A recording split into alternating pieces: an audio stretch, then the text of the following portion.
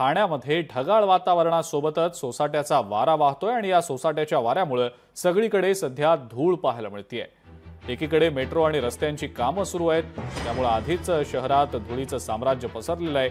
मात्र त्याशिवाय सोसाट्याचा वारा सध्या संपूर्ण ठाणे शहरामध्ये अत्यंत जोरदार वेगाने वाहतोय आणि त्यामुळे धूळ आणखी इतरत्र पसरतीये। मनीष गांगुर्डे आपले प्रतिनिधी आपल्या सोबत आहेत सध्या, त्यांच्याकडनं या संदर्भातली माहिती आपण जाणून घेऊया। मनीष, ठाणे शहरामध्ये सध्या सोसाट्याचा वारा सुटलाय, त्यामुळे धुळीचं साम्राज्य पसरल्याचं पाहायला मिळतंय। सध्याची काय स्थिती आहे नेमकी ठाण्यामध्ये? नक्कीच गेल्या काही दिवसांपासून ठाण्यातील जे वातावरण आहे ते अगदी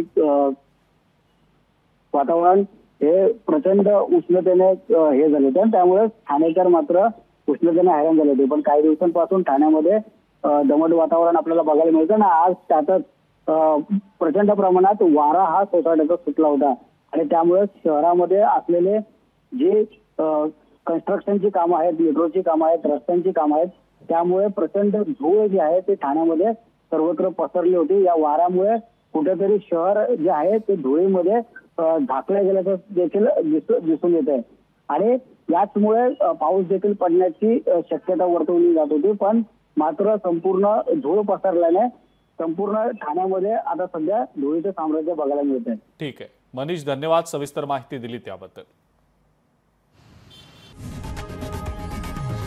लोकशाही मराठी ऐका, पहा, जागरूक रहा।